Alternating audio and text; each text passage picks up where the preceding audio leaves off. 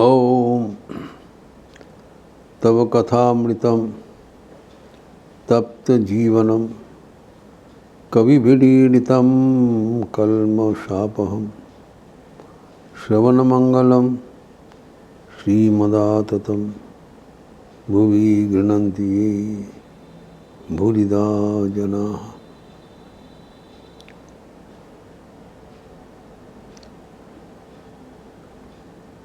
नृसिंह अवतार का बात चल रहा था। एक एक अवतार के एक एक वैशिष्ट्य है।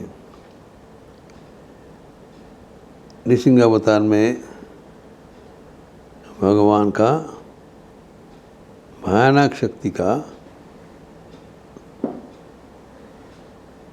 एक प्रकाश हुआ था। भगवान के इसे बहुत शांत मूर्ति हम देखते हैं, लेकिन जब उसका उग्र हो जाते हैं तब उनको सहन करना असंभव जैसा है। इस प्रसंग में आया था कि जब हिरण्यकशिपु उस स्तंभ में पदाघात करते हुए और गदा का चोट पहुंचाते हुए कहा, कहाँ पर है तेरा भगवान? प्रहलाद को पूछा। तब वो स्तंभ से भगवान का आविर्भाव हुआ।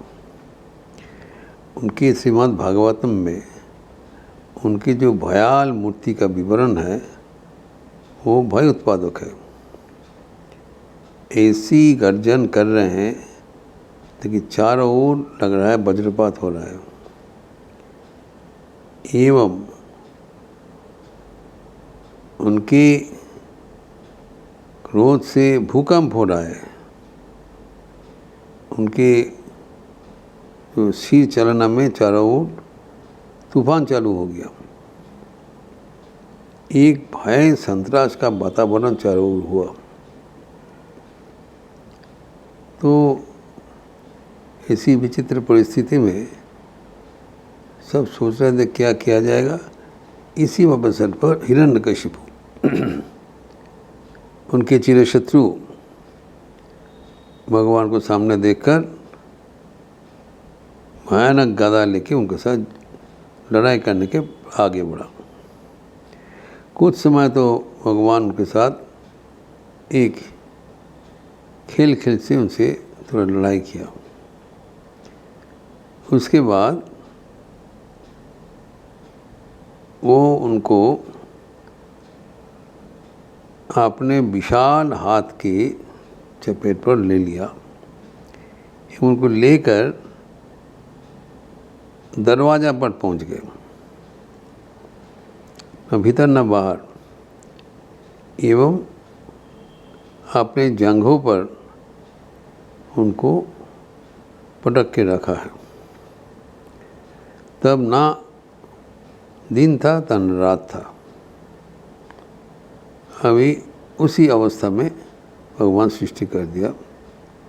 दिन में नहीं है, रात भी नहीं है, संधिक्षण में। एवं उनके कोई अस्त्र शस्त्र से नहीं वध किया। आपने तीक्ष्ण आंखों से, नखून से, हाथ का नखून से उनका हृदय फाड़ लिया। तो वो जो उनका जो हार फाड़ के उनको पटक के फेंक दिया, देहांत हो गया। हिरण्यकशिपु को जो कंडीशंस था ब्रह्मा को, वो सब कंडीशंस फुलफिल कर लिया। कंडीशन था दिन में भी हमें कोई वध नहीं कर पाएगा, रात में भी नहीं कर पाएगा। ये एक संधिक्षण हुआ, ट्विलाइट जोन। उन्होंने बताया घर के भीतर हमें नहीं वध कर पाएगा, घर के बाहर में ही वध पाए। तो ये बीच में वो जो दरवाज़ा पर उनको मारा। फिर बोला जलद था अंतरिक्ष में हमारा निधन नहीं होगा। तो ये जो जगह था उनका, ना जल था, ना स्थल था, ना अंतरिक्ष था। तो अपने जो जंगार प्रदेश में वो उनको रखकर उनको हाथ के नाखून से किया, कोई अस्त्र शस्त्र नहीं है। सब कंडीशन फुलफिल करते हुए उनको निधन कर दिया। लेकिन निधन करने के बाद भी उनका क्रोध प्रशमित नहीं हुआ। ये है बात। वो अभी भी भयानक गर्जन करते रहे। तो सब देवता लोग, मानव सब जाके ब्रह्मा जी को पकड़ा कि देखिए इस अवस्था में तो सृष्टि विनाश हो जाएगा। भगवान इतने क्रोधित है तो क्रोध कैसे प्रशमन किया जाए। तो ब्रह्मा जी कहते ठीक है। पहले वो लक्ष्मी जी को भेज दिया, महालक्ष्मी भगवान को अभी थोड़ा इसको अपना क्रोध उनको वापस लेने के लिए प्रयास करो। लेकिन लक्ष्मी जी भी उनका ये सब भयानक रूप देखकर आगे बढ़ने का साहस नहीं किया, वो व्यर्थ होकर चले गए। और कोई भी देवता दानव कोई भी उनके नज़दीक भी जाने में ना समर्थ था। ऐसी भयानक चित्कारों कर रहे क्रोधित होकर। तो फिर अनेक युक्ति करके तब ब्रह्मा जी के पास बोला। ब्रह्मा जी तब क्या किया, प्रहलाद को ही बोला, बेटा तुम ही एक दुष्कर कर्म तुम संभाल पाओगे। सृष्टि को रक्षा करने के लिए जब सब फेल हो गया तो आप ही जाके भगवान को बता दो, हे प्रभु आपका जो दुष्टों को दलन करना था, जो मेरा पिताजी का अभी देहांत हो गए, इज ऑलरेडी एक्सपायर्ड, आप शांत हो जाइए एवं आपका शांत होने से सृष्टि भी शांत होगा।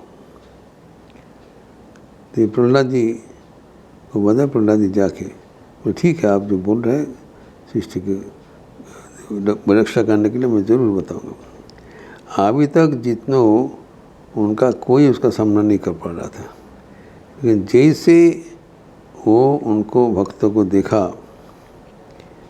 वैसे ही उनका आँख से मानो उनका शरद जो मधु निकल रहा है, इतना प्रसन्न हो गए। जो उनका प्रसन्नता का कारण है कि भक्तों के साथ उनका मिलन। भक्ताधीन है, जो भक्तों का नवे भक्त प्रणश्यति एक तो बताया, और हमारा भक्त जैसे कोई नहीं है। यहाँ पर जो देखा हम कि कोई उनको शांत नहीं कर पाया, लेकिन जब भक्तों को देखा वो भक्ताधीन है, भक्त का प्रार्थना भक्त के विचार मान लेते हैं। तो ये देखकर जब प्रहलाद जी का प्रार्थना हुआ तब उन्होंने अपना जो विशाल जो क्रोध था वो प्रशमित हुआ। प्रशमित होकर उन्होंने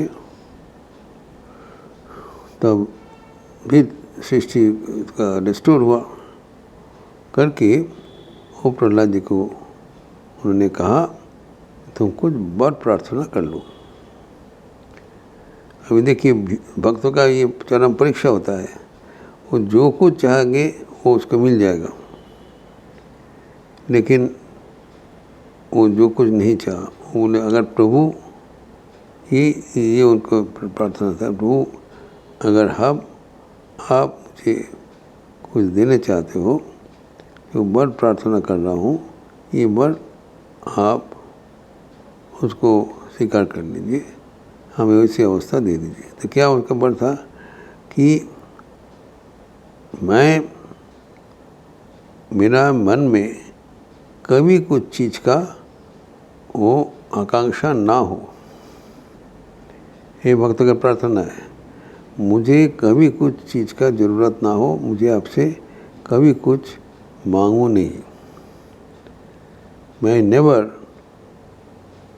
आस्क एनीथिंग फ्रॉम यू, क्योंकि मुझे पता है आप जो कुछ चाहेंगे मिल जाएगा, लेकिन मेरा जो आपके प्रति स्नेह है, श्रद्धा है, समर्पण है, उसमें कुछ अगर प्रार्थना हो तब वो मिलावट हो जाएगा। हम आपको संपूर्ण रूप से हम समर्पण करना चाहता हूँ एवं परिवर्तन में कुछ नहीं चाहिए, ये अवस्था कर दीजिए। हमारा मन को विभ्रम ना करिए, हमें आप निर्वासना दे दीजिए ताकि कुछ कामना वासना हमारा मन में ना रहे। जब इसी करके बताया था भगवान का प्रीति और भी बढ़ गया। एवं जिस जीवा से सब आदमी भीत हो रहे थे अब तक, उनका विशाल जीवा है वो तलवार का जैसे, एवं दोनों साइड एकदम बहुत वो शार्पेंड है।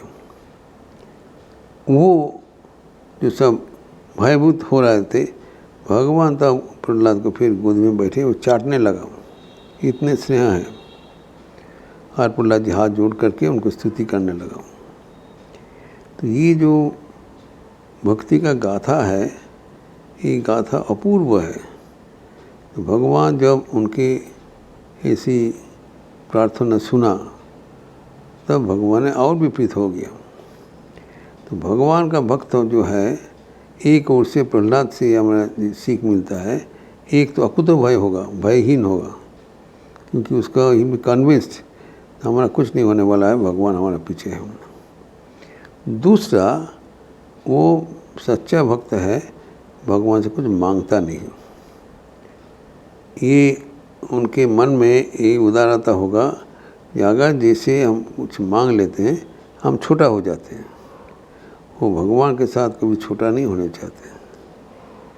वो चाहते हैं भगवान के साथ वैसा कक्ष हो, भगवान जैसे निष्काम रूप से उनको जो कुछ आशीर्वाद देते रहें, हम लोग भी निष्काम रूप से कर्म करते हुए उनको प्रीत्यर्थ करेंगे। ऐसी जो प्रहलाद का जो पावन चरित्र है, वो भक्ति का इतिहास में असाधारण है। इसलिए भगवद गीता में श्री भगवान कहे हैं, प्रहलादश्चास्मि दैत्यानाम। दीति के पुत्र जितने हुआ था, इसको दैत्य कहलाता है, उसमें से मैं प्रहलाद हूँ, भगवान स्वयं बोल रहे हैं। तो ये जो प्रहलाद जी कोई साधारण व्यक्ति नहीं है, वो स्वयं भगवान के प्रतिरूप है। तो अभी जो भगवान का जो प्रहलाद का जो साथ भगवान के साथ जो भक्त का जो सुसंपर्क है, निविड़ संपर्क है, वो हमें सर्वदा याद रखना चाहिए। नृसिंह अवतार में इतना भयानक होते हुए भी भक्त के प्रति वो तत्काल कोमल हो गया। वो भक्ता दीन है, वो भक्त के लिए वो समर्पित है। एक ओर से तो हमारा कोई नुकसान होने का कोई संभावना नहीं है, दूसरा है हमें वो परख करते हैं, टेस्ट करते हैं, कुछ बड़ प्रार्थना करो, उसमें हमारा ये चुनौती सामना करना पड़ेगा। हम उसमें प्रहलाद जी का जैसे उदार होकर कहना हमें कुछ नहीं चाहिए, वही भक्तों का चुनाव से उसका पालन करना, उसको उत्तीर्ण होना, कभी कोई मन में कोई कामना वासना ना रहे, तभी भगवान के साथ उनका जो संपर्क वो अतीव दृढ़ हो जाएगा, कभी टूटने वाला नहीं है। ये प्रसंग और भी आगे बढ़ाते हुए अगले दिन चर्चा करेंगे। ओम शांति शांति शांति। हरि ओम तत्सत। श्री राम कृष्णार्पणमस्तु।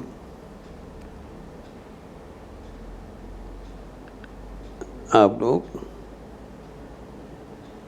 अच्छे रहिए, स्वस्थ रहिए, आनंद में रहिए। नमस्कार।